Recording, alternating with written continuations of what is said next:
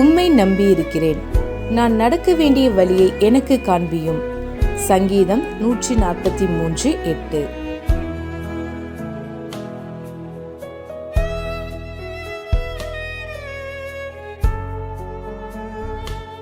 Cause me to hear thy loving kindness in the morning, for in thee do I trust. Cause me to know the way wherein I should walk. Psalms 143:8.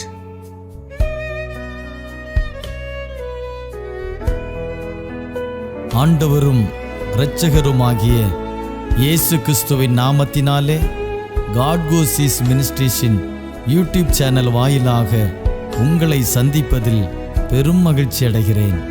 தேவனாகிய கர்த்தர் இந்த மாதத்திலே தம்முடைய வார்த்தைகளை நிறைவேற்ற உண்மையுள்ளவராயிருக்கிறார். ஆதலால் அவர் சொன்ன வார்த்தையின்படியே நிறைவேற்றுவார்.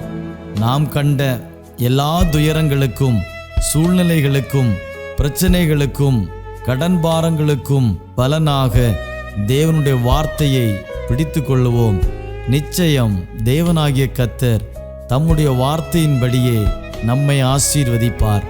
இந்த 2வது மாதத்திலே ஒவ்வொரு நாளும் தேவனுடைய வார்த்தையை கேளுங்கள், அறிக்கை செய்யுங்கள், விசுவாசியுங்கள். கர்த்தர் சொன்ன வாக்கு தத்தங்களை அவர் நிறைவேற்றுவார் என்று விசுவாசிப்போம், காத்திருப்போம். தேவனாகிய கர்த்தர் இந்த மாதத்திலே பெரிய காரியங்களை செய்வாராக.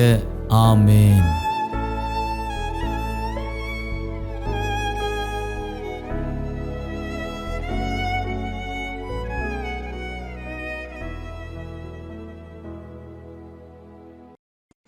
மீட்பரும் இரட்சகருமாகிய நசரேயனாகிய இயேசு கிறிஸ்துவின் இனிய நாமத்தில் உங்கள் யாவருக்கும் அன்பின் வாழ்த்துக்களை தெரிவித்துக் கொள்கிறோம்.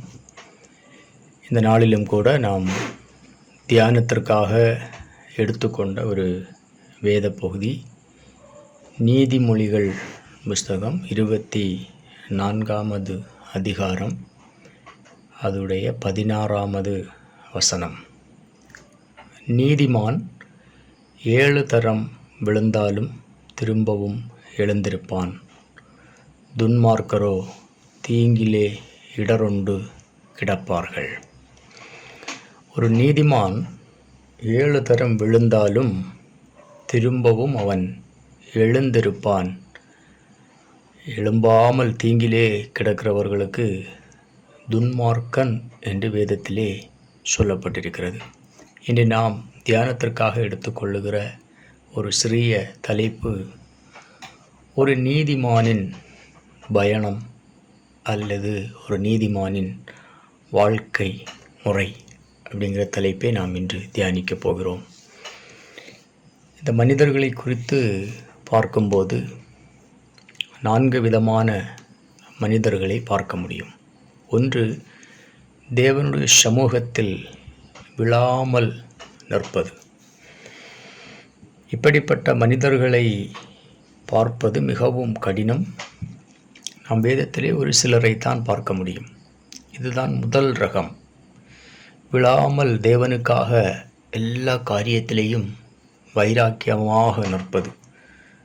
நான் சில நேரங்களிலே சில நபர்கள் இப்படி சொல்லுவதை கேட்டிருக்கிறேன். இதுவரைக்கும் விழாமல் நிற்பதற்கு கர்த்தர் எங்களுக்கு கிருபை தந்தார். இவங்கெல்லாம் பிரபலமான ஊழியக்காரர்கள் இல்லை, கிராமங்களிலே சிறிய ஊழியங்களை செய்து கொண்டிருக்கிறவர்கள். அவர்களோடு பேசும்போது இந்த வார்த்தைகள் சொல்லுவதை நான் கேட்டிருக்கிறேன். இத்தனை வருடம் ஊழியம் செய்திருக்கிறோம், இதுவரை விழாமல் நிற்க கர்த்தர் கிருபை தந்திருக்கிறார் என்று. இது முதல் ரகம். விழாமல் எல்லா விஷயங்களிலும் கண்ணும் கருத்துமாக நிற்கிற ஒரு ரகம். இது மிகவும் அரிதாகத்தான் காணப்படும். 2வதாக ஒரு ரகம் இருக்கிறது. இது விழுந்து எழும்புவது. விழுந்து விடுவார்கள். ஏதாவது ஒரு விஷயத்திலே சில நேரங்களில் கோபம், எரிச்சல், இப்படி ஒவ்வொன்றாக ஒரு மனிதனிடம் இருக்கும். இதில் ஏதாவது ஒரு விஷயத்திலே அந்த மனிதர்கள் விழுந்து விடுவதுண்டு. அப்படி விழுந்தவர்கள் உடனடியாக தான் எந்த இடத்திலே விழுந்தோம் என்று அறிந்து தேவனிடத்திலே ஒப்புரவாகி மீண்டும் எழும்பி விடுவார்கள். இது 2வது ரகம். மூன்றாவதாக ஒரு ரகம் இருக்கிறது. இவர்கள் விழுந்து விழுந்து விழுந்து எழும்புவதுதான். எந்த விஷயத்தையும் விழுந்து விடுவார்கள். விழுவதும் எழுவதும் விழுவதும் எழுவதுமாக ஒரே விஷயத்தில் ஒரு நாள் விழுந்துருவாங்க, ரெண்டாவது மனஸ்தாபப்பட்டு எழும்புவாங்க, பின்னும் அதே விஷயத்தில் விழுந்துருவாங்க, மீண்டும் எழும்புவாங்க. இதை கொஞ்சம் கவலைக்கிடமான ஒரு நிலம் என்று தான் நாம் சொல்ல முடியும். இவர்களை நம்ம ஒருபோதும் ஒரு விதத்திலும் இவர்களை நாம் கணிக்க முடியாது. எப்போ விழுவாங்கள் என்றும் தெரியாது, எப்போது அவர்கள் எழுந்திருப்பார்கள் என்றும் தெரியாது. நான்காவதாக ஒரு ரகம் இருக்கிறது, விழுந்தே கிடப்பது. அவர்கள் எழும்புவதற்கு முயற்சிப்பதும் இல்லை. எந்த இடத்தில் விழுந்தார்களோ அந்த இடத்தில் அப்படியே விழுந்து கிடக்கிறது. இப்படி 4 விதமான கிறிஸ்தவ வாழ்க்கை அனுபவத்திற்குள் இருக்கிற நபர்களை நாம் பார்க்க முடியும். ஆனால் வேதம் சொல்லுகிறது, நீதிமான் 7 தரம் விழுந்தாலும் திரும்பவும் எழுந்திருப்பான். ஒரு மனிதன் தன்னுடைய வாழ்க்கையில் விழுவது என்பது அவனுக்கு விரோதமாக சத்ருவானமான அநேக திட்டங்களை தீட்டிக்கொண்டே இருப்பான். ஆனாலும் வேதம் சொல்லுகிறது, அவன் நீதிமானாக இருக்கிறபடியினால் ஒருவேளை விழுந்தாலும் கூட அவன் 7 தரம் விழுந்தாலும் திரும்பவும் எழுந்திருந்து தேவ சமூகத்திலே பலன் கொள்வான். ஆனால் இந்த உலகத்திலே நாம் பார்க்கிற போது உலகத்தில் நீதிமான்கள் மிகவும் குறைவு. சல்லடை போட்டு தேடினாலும் நீதிமான்களுடைய எண்ணிக்கை மிகவும் குறைவு. நாம் முழு வேதத்தையும் தியானித்தோம் என்றால் நீதிமான்களுடைய எண்ணிக்கை மிகவும் குறைவாகவே இருக்கிறது. இந்த நீதிமானுக்கு வேதம் கொடுக்கிற ஒரு சில பெயர்கள் உண்டு. நீதிமான், உத்தமன், சன்மார்க்கன், தேவனுக்கு பயந்தவன் என்றெல்லாம் வேதத்திலே நீதிமான்களை குறித்து பல பெயர்களிலே நாம் அறியப்பட்டிருக்கிறோம். ஆதியிலே தேவன் வானத்தையும் பூமியையும் சிருஷ்டித்தார். எல்லா படைப்புகளையும் படைத்ததற்கு பிற்பாடு மனிதனை படைத்து கொஞ்சம் காலத்திற்கு பிற்பாடு மனிதனை படைத்ததற்காக கர்த்தர் மனஸ்தாபப்பட்டார். வேதத்திலே வாசிக்கிறோம். மீதி எல்லாவற்றையும் படைத்ததை நல்லது நல்லது நல்லது என்று கண்ட தேவன் மனிதனை தன் சாயலாக அவர் படைத்து மனஸ்தாபப்பட்டிருக்கிறார். ஆதியாகமம் புஸ்தகத்திலே வாசிக்கும்போது அந்த 6வது அதிகாரத்தில் இது சொல்லப்பட்டிருக்கிறது. அப்பொழுது கர்த்தர் இந்த மொத்த மனிதனையும் அழிப்பதற்காக அவர் வகை தேடுகிறார். 6வது அதிகாரம் 7 - 9 வசனங்களை வாசித்தால் அந்த வண்ணமாக சொல்லப்பட்டிருக்கிறது. அப்பொழுது கர்த்தர், நான் சிருஷ்டித்த மனுஷனை பூமியின் மேல் வைக்காமல் மனுஷன் முதற்கொண்டு மிருகங்கள், ஊரும் பிராணிகள், ஆகாயத்து பறவைகள் பரியந்தம் உண்டாயிருக்கிறவர்களை நிக்கிரகம் பண்ணுவேன்.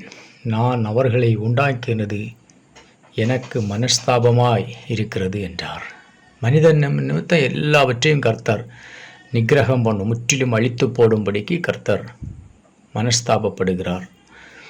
ஆனால் 8வது வசனத்திலே சொல்லப்பட்டது, நோவாவுக்கோ கர்த்தருடைய கண்களில் கிருபை கிடைத்தது. அதனால் நோவாவுக்கு கர்த்தருடைய கண்களில் கிருபை கிடைத்தது என்றால் 9 சொல்லப்பட்டிருக்கிறது, நோவாவின் வம்ச வரலாறு. நோவா தன் காலத்தில் இருந்தவர்களுக்குள்ளே நீதிமானும் உத்தமனுமாய் இருந்தான். நோவா தேவனோடு சஞ்சரித்து கொண்டிருந்தான். நோவா என்கிற மனிதன் தேவனோடு சஞ்சரிக்கிறவனாகவும் உத்தமனாகவும் இருந்தார். அவன் உத்தமனாய் இருந்தபடியினால் கர்த்தர் அவனையும் அவனுடைய குடும்பத்தை மட்டும் தப்பவிட்டு மீது எல்லாரையும் அழித்து விட்டார். அப்படின்னா ஆண்டவர் ஆரம்பத்திலே படைத்த அந்த மனிதர்களில் தேவன் விரும்புகிறது மாதிரியான ஒரு நீதிமான் இருந்திருக்கிறான் அப்படின்னு பார்த்தா மிகவும் குறைவாக இருந்தால்தான் கர்த்தர் மனஸ்தாபப்பட்டு அழிப்பதற்காக சித்தம் கொண்டார். அதிலே ஒரே ஒரு நீதிமான் நோவா என்கிற ஒரு மனிதன் இருந்தபடியினால் அவனை மட்டும் தப்புவிக்கும்படி கர்த்தர் அவனை பேழைக்குள்ளே கொண்டு வந்தார். இந்த வரலாறு நமக்கு தெரியும். 2வதாக நாம் வேதத்தில் இன்னொரு பகுதியை நாம் தியானிக்கிற போது ஆதியாகமம் புஸ்தகம் 18வது அதிகாரம் அதனுடைய 19வது வசனத்திலிருந்து 32 வரை நாம் வாசித்தோமெனால், சோதோம் கொமோரா என்கிற பட்டணத்தை அழிப்பதற்கு தேவன் சித்தம் கொள்கிறார். நான் செய்யப்போகிற காரியங்களை ஆபிரகாமுக்கு மறைப்பேனோ என்று சொல்லி ஆபிரகாமுக்கு அதை வெளிப்படுத்தும் போது ஆபிரகாம் தேவனோடு பேசுகிறார். அந்த பட்டணத்தில் 50 நீதிமான்கள் இருந்தால் நீர் அழிப்பீரோ என்று கேட்கிற போது ஆண்டவர் சொல்லுகிறார், 50 நீதிமான்களின் நிமித்தம் நான் அந்த பட்டணத்தை அழிப்பதில்லை. திரும்பவும் ஆபிரகாம் ஆண்டவரோடு இந்த ஒரு விஷயம் என்னை அடியேனே வார்த்தையை கேளும் என்று சொல்லி திரும்ப 45 நீதிமான நிமித்தம் அழிப்பீரோ என்கிறார். அழிக்க மாட்டேன் ஆண்டவர் திரும்பவும் சொல்லுகிறார். திரும்பவும் ஆபிரகாம் இறங்கி வந்து 40 நீதிமான நிமித்தம் இந்த பட்டணத்தை நீர் அழிக்காமல் இருப்பீரோன்னு கேட்டப்போ ஆண்டவர் அழிக்க மாட்டேன்னு சொல்லுகிறார். திரும்பவும் இறங்கி வந்து 30 நீதிமான்களின் நிமித்தம் அந்த பட்டணத்தை அழிப்பீரோன்னு கேட்டால் ஆண்டவர் அழிக்க மாட்டேன்னு சொல்கிறார். திரும்பவும் 20 நீதிமானுக்கு வராரு. கடைசியாக இந்த ஒரு தரம் மட்டும் நான் கர்த்தரோடு பேச துணிந்தேன் என்று சொல்லி 10 நீதிமான் இருந்தால் அந்த பட்டணத்தை அழிப்பீரோன்னு கேட்டப்போ ஆண்டவர் சொல்கிறாரு, 10 நீதிமான் இருந்தால் நான் அந்த பட்டணத்தை அழிக்க மாட்டேன். ஆனால் விளைவு என்ன ஆனது என்றால் ஆண்டவர் சோதோம் குமோரா பட்டணத்தை அழித்தார். அப்படின்னா அந்த பட்டணத்திலே ஒரு 10 நீதிமான் கூட இல்லாது இருந்தது. ஒரு 10 நீதிமான் இருந்திருந்தால் அந்த 10 நீதிமானின் நிமித்தம் கர்த்தர் அந்த பட்டணத்தை அழித்திருக்க மாட்டார். அப்படியானால் நீதிமான்கள் மிக மிக மிக மிக குறைவாகத்தான் இருக்கிறார்கள். இதை தான் நாம் மீகா எழுதின புஸ்தகத்திலே 7ஆம் அதிகாரம் 2-3 வசனங்களை நாம் வாசித்தால், தேசத்தில் பக்தி உள்ளவன் அற்றுப்போனான், மனுஷரில் செம்மையானவன் இல்லை, அவர்கள் எல்லோரும் இரத்தம் சிந்த பதிவிருக்கிறார்கள், அவனவன் தன் தன் சகோதரனை வலையிலே பிடிக்க வேட்டையாடுகிறான், பொல்லாப்பு செய்ய அவர்கள் 2 கைகளும் நன்றாய் கூடும், அதிபதி கொடு என்கிறான், நியாயாதிபதி கைகூலி கேட்கிறான், பெரியவன் தன் திராசியை தெரிவிக்கிறான், இவ்விதமாய் புரட்டுகிறார்கள். அப்படின்னா அந்த உலகத்தில் நீதிமான்கள் மிகவும் குறைவாகவே இருக்கிறார்கள். ஆரம்பத்திலிருந்து நம்ம வேதத்தை தியானித்தோம் என்றால், நீதிமான் என்ற போர்வையை போர்த்தி கொண்டு அநேக நபர்கள் உலக பிரகாரமாக நடக்கிறார்கள். ஒருவர் மற்றவரை அவர் நீதிமான் என்றெல்லாம் சொல்லுகிறார்கள். ஆனால் நீதிமான் மிகவும் குறைவாகவே இருக்கிறது. அன்றைய காலத்திலிருந்து இன்று வரை நீதிமான்கள் உலகத்தில் மிக மிக மிக மிக குறைவு. ஆனால் வேதம் சொல்லுகிறது, ஒரு நீதிமானுடைய வாழ்க்கையிலும் சில நேரங்களில் விழுந்து போகிற அந்த அனுபவம் வரும். அப்படி விழுந்தாலும் அந்த நீதிமான் 7 தரம் விழுந்தாலும் திரும்பவும் எழுந்திருப்பான். கர்த்தர் நம்ம எல்லாரையும் நீதிமானாய் மாற்றி இருக்கிறார். அவருடைய இரத்தத்தினாலே நம்ம பாவத்துக்கு மரித்து நம்ம நீதிக்கு பிழைத்தவர்களாக இருக்கிறோம். நம் பாவம் எல்லாம் மன்னிக்கப்பட்டு எப்போது நாம் ஆண்டவராகிய இயேசு கிறிஸ்துவை சொந்த இரட்சகராக ஏற்றுக்கொண்டோமோ அப்போதே ஒரு மனிதனுடைய எல்லா பாவங்களும் மன்னிக்கப்படுகிறது. மேற்குக்கும் கிழக்குக்கும் எவ்வளவு தூரமோ அவ்வளவு தூரமாய் நம்முடைய பாவங்களை நம்மளை விட்டு அவர் விலக்கினார். நம்முடைய பாவங்களை எல்லாம் அவருடைய முதுகுக்கு பின்னாக எறிந்துவிட்டு துன்மார்க்கமாய் நடந்தவர்களையும் கர்த்தருடைய இரத்தத்தினாலே கழுவி நீதிமானாய் மாற்றினார். விசுவாசத்தினாலே நாம் நீதிமான்களாய் மாற்றப்பட்டிருக்கிறோம். இப்போதும் கூட சில நேரங்களில் தேவ சமூகத்திலிருந்து தேவனுக்கு பிரியமில்லாத காரியங்களில் விழுந்து போகிற அனுபவம் இருந்தால், இதில் நாம் எந்த நிலையில் இருக்கிறோம் என்பதை ஒன்று சுயமாக பரிசோதனை செய்து கொள்ள வேண்டிய நேரம் இது. விழாமல் நிற்பது கர்த்தர் தருகிற கிருபை. விழுந்து எழும்புவது என்று ஒரு தரம் இருக்கிறது, விழுந்து விழுந்து எழும்புவதும் விழுந்தே கிடப்பதும். ஆனால் வேதம் சொல்லுகிறது, நீதிமான் 7 தரம் விழுந்தாலும் திரும்பவும் எழுந்திருப்பான்.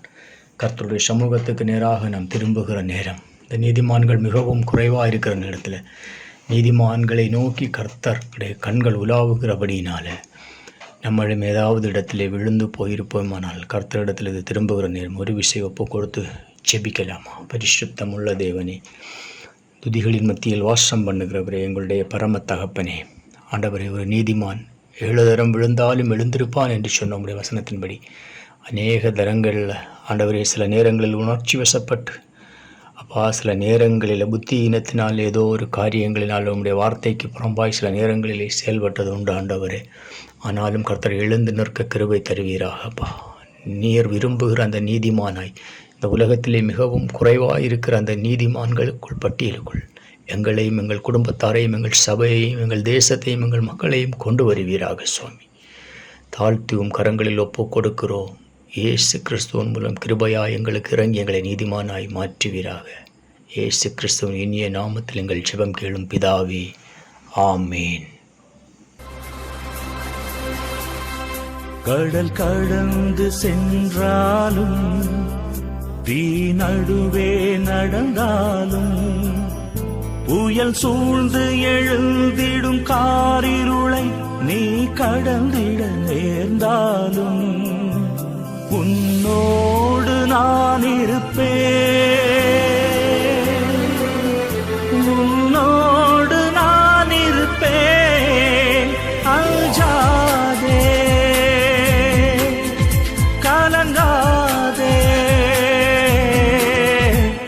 கடல் கடந்து சென்றாலும் தீ நடுவே நடந்தாலும் புயல் சூழ்ந்து எழுந்திடும் காரிருளை நீ கடந்திட நேர்ந்தாலும் உன்னோடு நான் இருப்பேன்,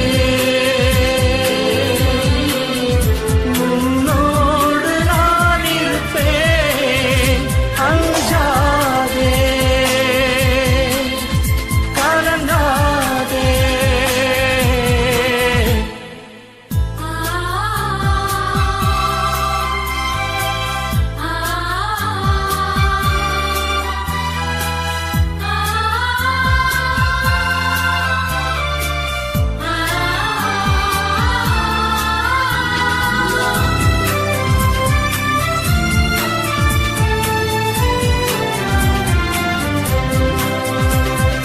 தேவனின் பார்வையில் நீ மதிப்புள்ளவன், பொன்விளை நிலம் போலே பூமியில் வாழ்ந்திடும் யாவிலும் உன்னிலை உயர்ந்தது அவராலே. தேவனின் பார்வையில் நீ மதிப்புள்ளவன், பொன்விளை நிலம் போலே பூமியில் வாழ்ந்திடும் யாவிலும் உன்னிலை உயர்ந்தது அவராலே. பால் நினைந்தூட்டிடும் தாய் மறந்தாலும் நீ அவர் மடி மேலே மனம் தேற்றுவார், பலம் ஊட்டுவார், வாழ்வினி ஒளிதானே. அஞ்சாதே, கலங்காதே. கடல் கடந்து சென்றாலும் தீ நடுவே நடந்தாலும் புயல் சூழ்ந்து எழுந்திடும் காரிருளை நீ கடந்திட நேர்ந்தாலும் உன்னோடு நான் இருப்பேன், உன்னோடு நான் இருப்பேன். அஞ்சாதே, கலங்காதே.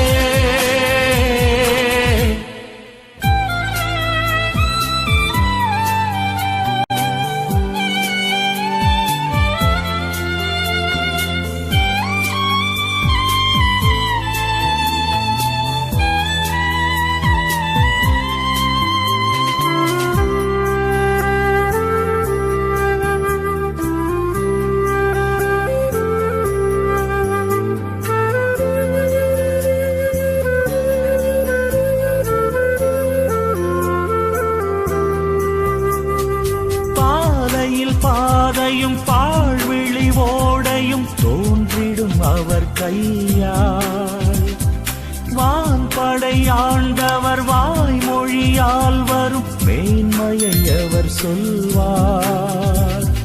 பாலையில் பாதையும் பாழ்விழி ஓடையும் தோன்றிடும் அவர் கையால், வான்படை ஆண்டவர் வாய்மொழியால் வரும் மேன்மையை அவர் சொல்வார். பார்வை இழந்தவர் வாய் திறவாதோர் யாவரும் நலமடைவார். இறையாட்சியில் அவர் மாட்சியில் மானிடம் ஒன்றாகும். அஞ்சாதே, கலங்காதே.